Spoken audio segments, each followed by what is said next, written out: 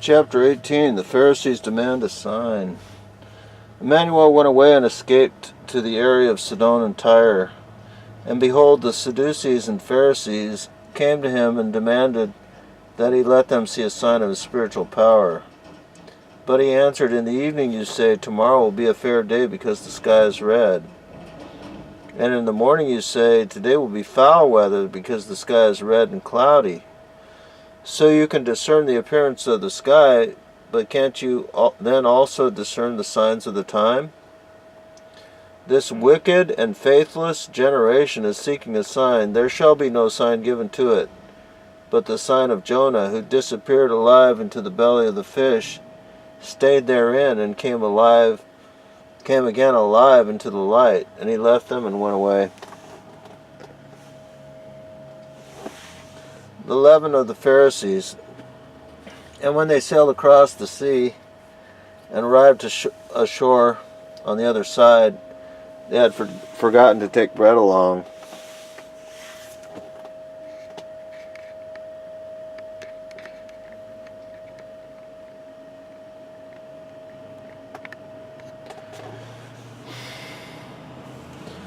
And Emmanuel spoke to them, Take care and beware of the leaven of the Pharisees and the Sadducees. They spoke to each other and said, That probably means something to the effect that we haven't taken along bread or something else to eat. When Emmanuel heard this, he was angry and said, O you of little knowledge, why does it worry you that you have no bread?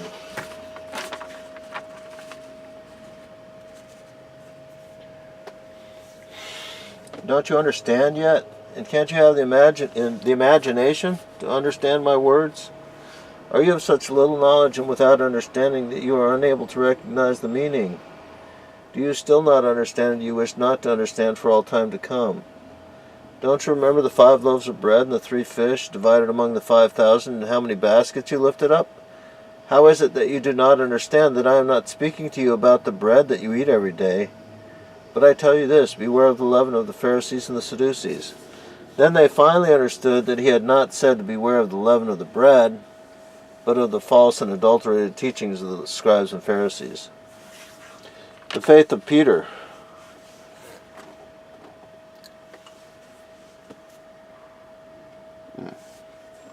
Emmanuel came into the area of Caesarea Philippi and asked his disciples, Who do the people say that I am? They said, Some say that you are John the Baptist, others that you are Elijah, and others again that you are Jeremiah or one of the old prophets. And he said to them, But who do you say that I am? Simon Peter answered, You are the prophesied Messiah and a son of the living God, who is the spiritual ruler of 3 human races. Emmanuel became angry and answered him, O you unfortunate one, my teaching has not revealed that to you, because I instructed you in the truth. And I also tell you, you certainly are a faithful disciple, but your understanding must be compared to that of a child. You are Peter, and I cannot build my teaching on your rock. You will open the portals of ignorance, so that people will be overcome by your false interpretation of my teaching, and will follow it and live according to falsified teachings. I cannot give you the key of the spiritual kingdom, otherwise you would open false locks and wrong portals with it. I am not the son of the spiritual ruler of 3 human races, and therefore not the Son of God. And so only creation governs the Spirit, but never a human being. Therefore remove yourself from this erroneous teaching and learn the truth. My mother is Mary, who conceived me through a guardian angel, a descendant of our ancestors from outer space, and my earthly father is Joseph, who only acts as a father substitute. He threatened his disciples never to tell or wrongly assume such things, and not to spread the false teaching of Peter. The proclamation of the Passion. From that time on, Emmanuel began to tell his disciples that he would have to go to Jerusalem and suffer much from the elders, scribes, and chief priests, because he could not help but keep his teaching from them. Peter went up to him and angrily said to him, May God or creation prevent that. This had better not happen to you, because they will catch, torture, and kill you. He turned to Peter, became angry, and said, "Get away from me, Satan, for you are an annoyance, because you are thinking not in spiritual, but in human terms." "Simon Peter, again you make me angry and show your ignorant thinking. Truly I say to you, because of your ignorance the world will shed much blood, because you will falsify my teaching and spread it erroneously among the people. You will be guilty of the death of many people, the origin of a false name for me, and the evil insult of calling me the Son of God, and calling God creation itself. But you are still under the grace of my long-suffering patience, and you can still measurably improve upon your ignorance." Then Emmanuel said to his disciples, "Anyone who wants to follow my teaching should take upon himself the burden of the search for truth, realization, and understanding. Because those who live their lives in truth and knowledge will be victorious, but those who live their lives in untruth and ignorance will lose." What would a person profit if he gained the whole world and damaged his consciousness? Or how can a human being help his spirit if he is unable to think? Truly I say to you, there are some here who will not taste the power of spiritual knowledge in this life, which they will learn in the next life. The human spirit is ignorant until it has gained knowledge through thinking and inquiry. A person's spirit is not a machination of humanity, but is a part of creation given to him. It must be made aware and perfected, so that it proceeds to be one with creation, since creation too lives in constant growth. Creation is timeless, and so is the human spirit. The teaching of this knowledge is extensive and not easy, but it is the way to life, manifold in its manner.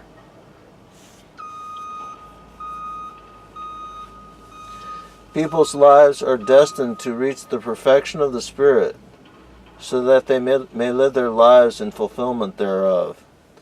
Even if people make mistakes, they act according to the law of creation, and they learn from them and gather perception and knowledge, thereby cultivating their spirits and being able to act according to their strength. Without making mistakes, it is impossible to gather logic, insight, knowledge, and wisdom necessary to cultivate the spirit. Truly I say to you, the teachings of the chief priests, Pharisees, and scribes are deceptive and false when they tell you that a mistake would be punished by God or creation, when the mistake serves the perception and knowledge and therefore the progress of the spirit.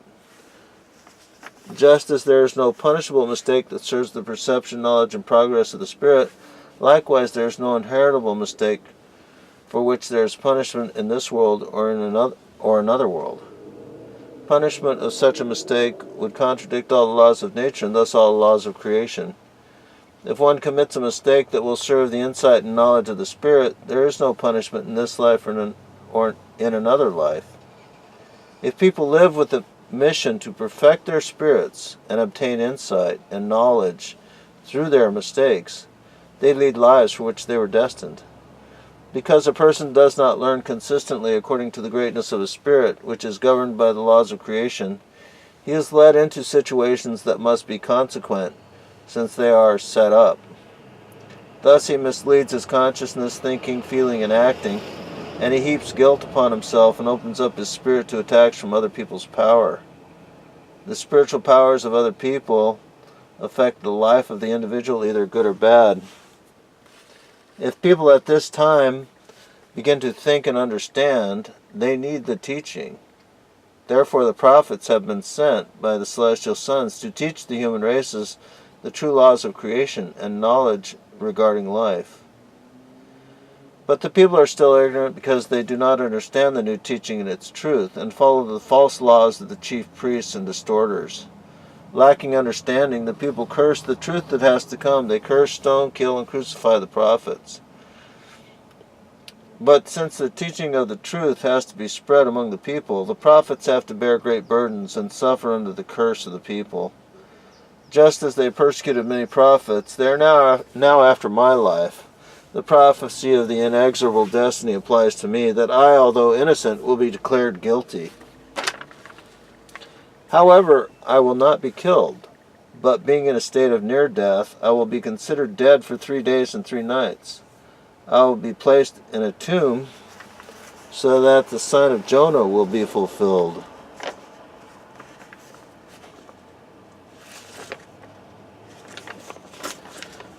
My friends from faraway India, who are well versed in the art of healing, will be my caretakers and help me flee from the tomb on the 3rd day, so that I will then finish my mission with people of India. It will happen that I will attain a certain insight, increase my knowledge, and bring about a new strength in spirit and consciousness.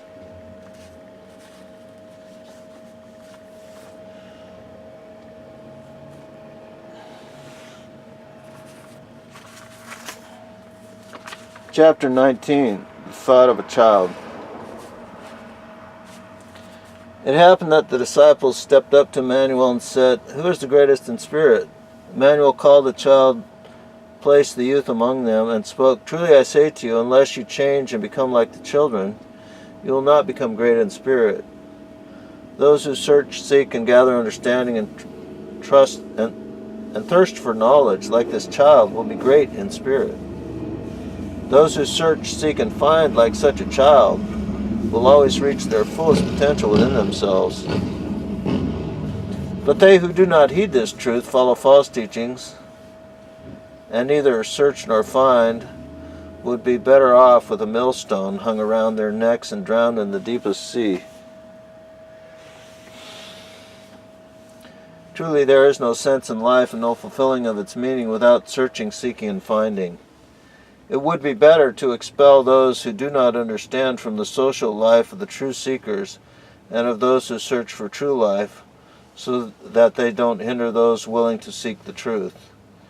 But certainly the unreasonable ones will be willing to pay attention to the laws of creation in their lives after expulsion. Woe to the world because of annoyances, because trouble must come through troublemakers. But woe to those by whom annoyances are caused. Don't worry if your hand or foot annoys you and falls off. It is better to lose a limb and to grow great in spirit than to have 2 hands and 2 feet and a spirit that remains small in consciousness or even withers. Don't worry if an eye troubles you and becomes blind.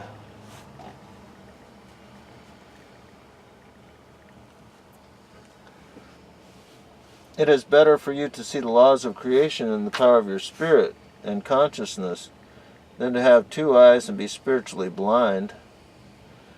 See to it that you don't belong to those who are sound in body but sick and lacking in consciousness. Seek the meaning and truth of my teaching. Since I am human like you, I too had to seek and understand. Since I am human like you and have gathered my knowledge, you are also capable of learning, searching, understanding, and knowing. In so doing, you understand and follow the laws of creation. The mistakes of the fellow men. If your fellow man makes mistakes and embraces false teachings, go to him and confront him in private. If he listens to you, you have won your fellow man. If he does not listen and continues to misunderstand, leave him, because he is not worthy of your teaching, and once you've done everything possible. It is better to let an unreasonable person walk in the path of misery than to bring confusion to one's own spirit. Truly I say to you, the heavens will fall down before an unreasonable person can be taught reason. Therefore, beware of them. Sow the seeds of wisdom on fertile ground where they can germinate, because only germinated seed will bring forth fruit. Chapter 20, Marriage, Divorce, and Celibacy. After Emmanuel had finished speaking, he departed from Galilee and came into the Judean land beyond the Jordan. Many people followed him, and he healed the sick there. The Pharisees came up to him, tempted him, and said, "Is it right for a man to divorce his wife for any cause?" He answered, "Truly I say to you, stars would sooner fall from the sky than for divorce to be permissible.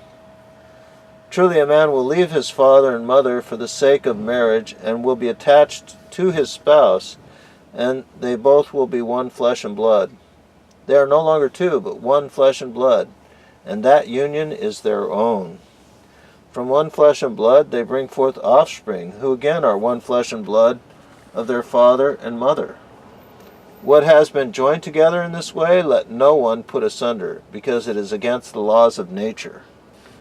And they asked, why did Moses command them to issue a letter of separation in case of divorce? He answered them, Moses gave you permission to divorce because of the hardness of your hearts and his dominion over you. But it has not been so since the beginning of the human races, because in this instance Moses has broken a law. But I say to you, whoever divorces except for fornication or other stipulated errors made by the other and marries someone else is breaking a marriage.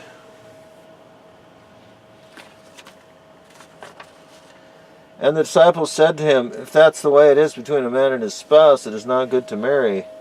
But he spoke to them, not everyone understands this word except those to whom it is given.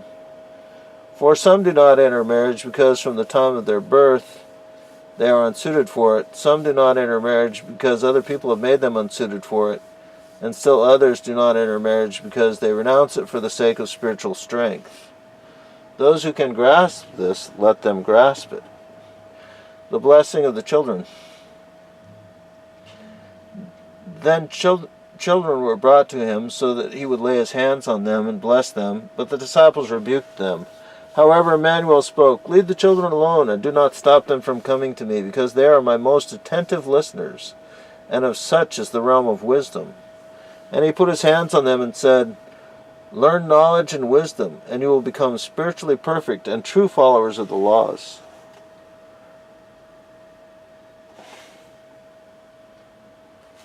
Truly I say to you, inasmuch as I am called Emmanuel, which means the one with godly knowledge, you too shall bear this name, so that you will understand the wisdom of knowledge.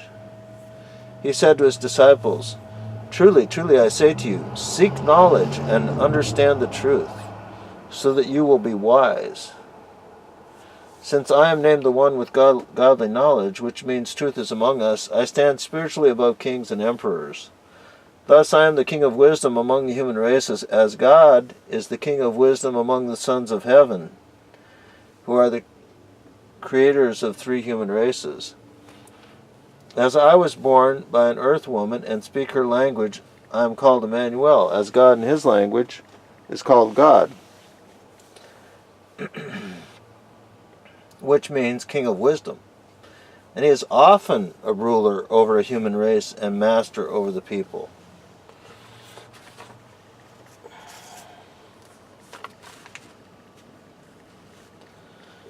Seek and understand the meaning of my speech, lest you may be so bold as to call me the Son of God or the Son of creation, or to insult me by calling me the ruler over good and evil. Behold the little children, they are not like you. They trust in the truth and wisdom of my speech, and therefore wisdom shall be theirs. So why do you push them away? And he put his hands on them and departed. As they were walking, Peter said to him, behold, we have forsaken everything to follow you, and what will we get in return? Emmanuel replied, truly I say to you, some of you who have followed me will embrace the wisdom of my teaching, so you will be spiritually great in reincarnations to come. But some of you will misunderstand the wisdom of my teaching and spread false teachings about me. They shall have a difficult time finding the truth in coming incarnations. Thus it will always be among all human races, everywhere from east to west and from north to south. My valuable teaching will be brought to many, but they will not understand it. Many will follow a false teaching about me, and therefore not find the truth, because they mistake me for God or his Son, or perhaps even the Son of creation. They will speak big words and insist that they alone know the truth, because they have become victims of a terrible mistake and thus follow an evil and falsified teaching. Many will be first among the human races because they will think humanely in their false teachings, but they will be last in spiritual knowledge and small in their wisdom. Wisdom will only exist where the knowledge about truth bears fruit, and the laws of creation are followed and respected.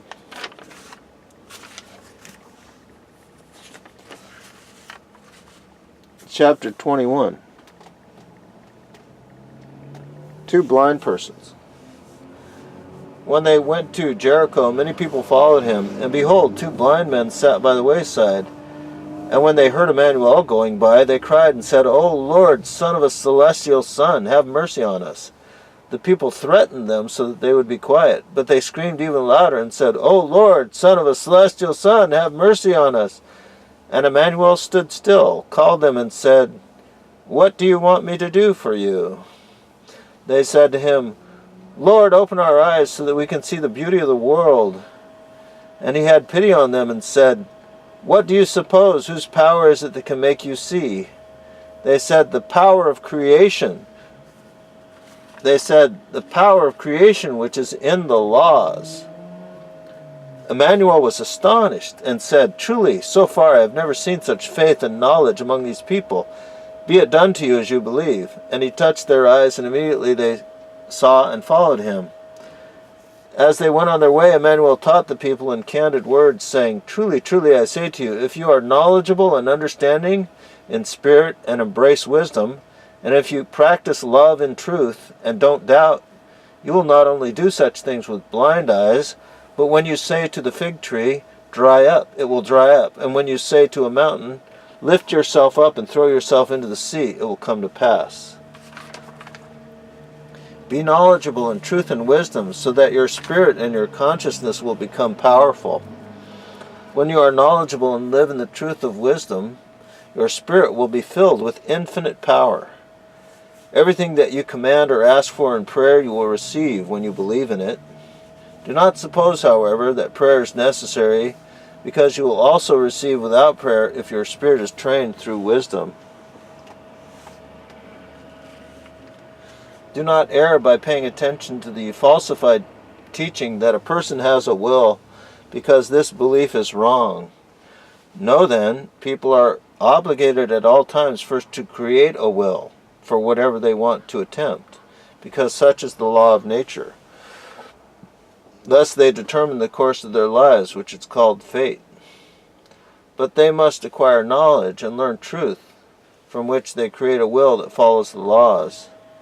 Consider yourselves as people who live in order to learn and to perfect the spirit, because you were born with the task of becoming perfect in spirit.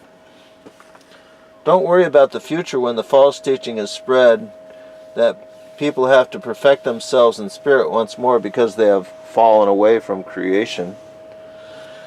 Beware of this false teaching, because it is wrong to the last dot on the I. Truly, truly, I say to you, humanity was never perfect in spirit, and so has never fallen away from creation.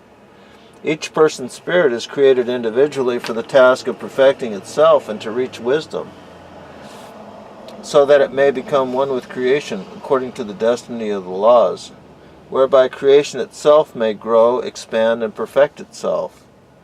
And as the spirit in a person is a unit, so is creation in itself a unit, and thus has no other powers beside it. In itself, creation is pure spirit, and therefore infinite power,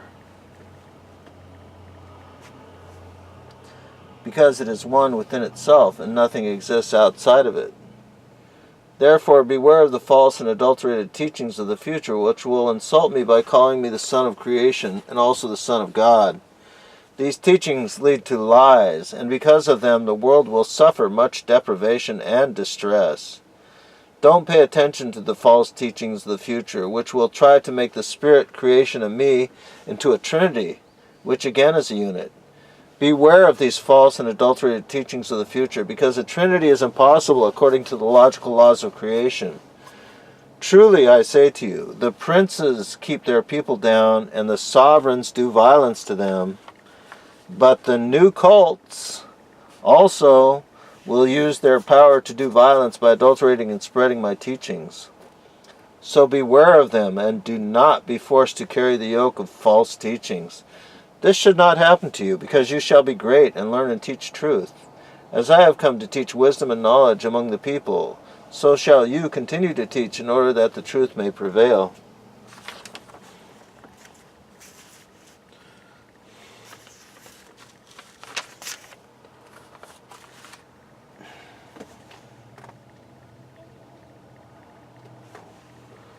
This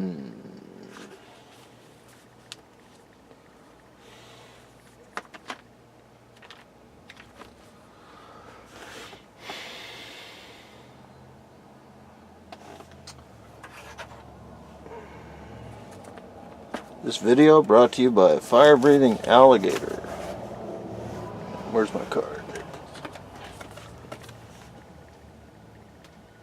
Firebreathingalligator.com.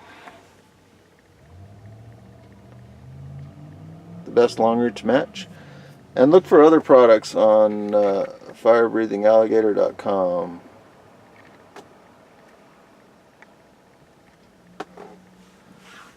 Coming soon, hats, special hats. These protect you from Wi-Fi, and they really work. And they keep the rim up. Different colors. You can, these are custom made. So if you don't see the hats, send an email.